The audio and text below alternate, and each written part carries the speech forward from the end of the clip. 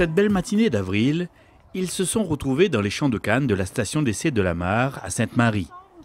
Invités par Aircan et ses partenaires, les planteurs sont venus s'informer aujourd'hui des techniques développées par les chercheurs afin de mieux fertiliser la canne à sucre.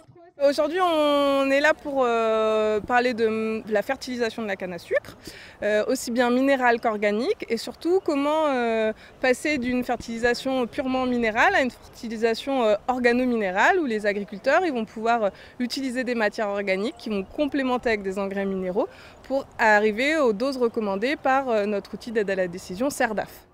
Et pour ce faire, les planteurs doivent découvrir, sous la forme d'un jeu de piste, les différentes matières organiques utilisées sur les parcelles d'essai.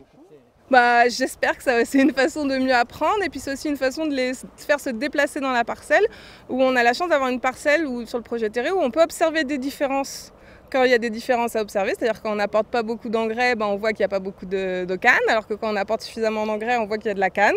Donc ça aussi permet d'observer ça, puis ça permet de se dire que n'importe quelle matière organique qu'on apporte, si on apporte la bonne quantité, finalement la canne elle est belle aussi. Donc il n'y a pas de différence selon la matière organique qu'on apporte. Exemple avec ces deux parcelles ayant reçu une fertilisation différente.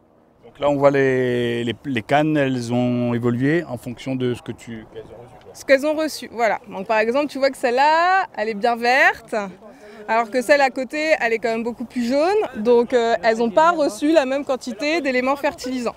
Et donc on voit bien que si tu n'apportes pas ce qu'il faut, tu vas créer des différences et des rendements moins forts. Parce que ici, tu peux avoir, vu que c'est moins fermé, tu vas avoir plus de compétition par exemple avec les adventices aussi. Alors que là, la canne, elle est bien fermée et du coup, tu vas avoir moins de compétition, la canne, elle va grandir plus vite et tout ça, ça joue en fait. La chasse aux indices se poursuit dans les champs avec des éléments pas toujours évidents à trouver pour les planteurs. Mais S3. T'en as plusieurs. On est allé voir. Oui, je vous ai dit qu'il y en avait 3. Oui. Mais il n'y a que sur une où j'ai mis les matières. Du coup, on n'a pas fouillé nous là-dedans. Faut qu'on a fouillé on là. cherche les autres dedans. Les autres, comment ils disparaissent chez nous? Sur le plan. Mais comment? Non, sur le plan, oui, mais. Comment on sait une fois si tout le monde a, si tout a déjà été trouvé? Oui, en fait, les étiquettes, tu vas voir que sur les étiquettes, elles sont pas jaunes, elles ont un vrai autocollant. Là-bas, il y en avait un. Très bien, merci. Je connais le truc des stations d'épuration. Voilà, tu as trouvé les bouts de stations d'épuration. Voilà, de l'urée. Le phosphate, si je ne me trompe pas. Et là, la potasse. Potasse, ouais. La potasse. Parce que là, c'est pour te dire, en fait, je vais le réexpliquer, mais que cette quantité-là de bout de steppe, ça permet de couvrir les petits carrés que je vous ai montrés là, mais que tu n'as pas assez d'urée, tu n'as pas assez d'azote et tu n'as pas assez de potasse. Donc il faut que tu complémentes. Pour vous, c'est intéressant ce genre de gens. C'est très intéressant. Il apprend beaucoup. Si, on apprend beaucoup au fur et à mesure. Ouais. Parce que nous, on ramène quand même l'engrais. La plupart du temps, il manque des trucs dans le sol. Nous ne rapporte pas ce qui manque. Mais là, maintenant, pour nous, c'est plus intéressant de connaître les produits qu'il faut ramener. Donc là, il apprend l'azote bien. Que ça, il faut apporter pour compenser. Pour compenser, c'est ça. Ouais. C'est passer du tout chimique, du tout minéral à organo-minéral.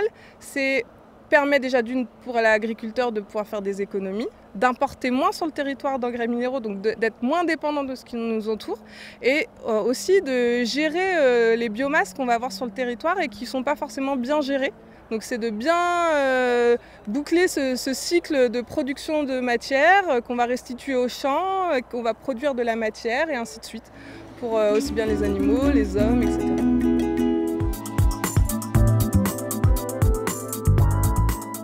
Dans un autre atelier, Antoine Versini, biogéochimiste au CIRAD, présente aux agriculteurs différents types de sols qu'on trouve à La Réunion.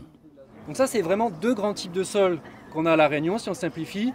Les sols qui sont vraiment les sols jeunes qu'on va retrouver du côté de Sainte-Roch, Saint-Philippe, etc., Saint-Benoît, qui sont vraiment des sols andiques. Vous voyez que vous avez du mal à vraiment faire un boudin, par exemple. C'est très limoneux en termes de texture. Et puis des sols qui sont vraiment argileux, qui vont avoir tendance à se tasser si on mécanise trop, dans lesquels justement l'air et l'eau ne vont pas bien circuler. Et là, potentiellement, des problèmes de fertilité physique. Des différences de nature et de composition des sols qui n'ont en réalité que peu d'importance pour la culture de la canne. En fait, ce qu'on peut dire globalement, il n'y a aucun critère. Il n'y a pas un sol qui est meilleur que l'autre à La Réunion, si ce n'est peut-être les sols quand même à tendance sableuse qui sont dans les parties alluvionnaires comme à Saint-André, etc. Là, c'est assez différent en termes de comportement physique, chimique. Mais en gros, entre les sols andiques et puis les sols argileux, il n'y a pas de différence fondamentale. En fait, ce qui va changer, c'est ce que vous en faites, messieurs, dames. Donc, c'est pour ça que là, on va plutôt parler maintenant des pratiques, des fertilisations organiques et de leur impact sur le sol. Mais fondamentalement, on ne peut pas dire qu'un sol andique de Sainte-Rose va être meilleur qu'un sol ferralitique de la Mare, par exemple. C'est vraiment ce que vous allez en faire. Le gros levier qu'on a vu aujourd'hui, c'est l'utilisation, le recours aux matières organiques fertilisantes. Mais typiquement, ce qu'on a vu, c'est que des matières organiques comme les lisiers de porc vont jouer, en fait c'est des matières qui vont vraiment jouer sur des nutriments, qui vont nourrir la canne et peu jouer sur le sol. En revanche, on sait qu'il y a des matières abondantes comme les cendres, les écumes, les composts de déchets verts, qui eux vont avoir à l'inverse peu d'effet directement sur la nutrition de la canne, par contre un très gros effet sur la santé du sol. Elles vont participer justement à l'amélioration du statut organique des sols.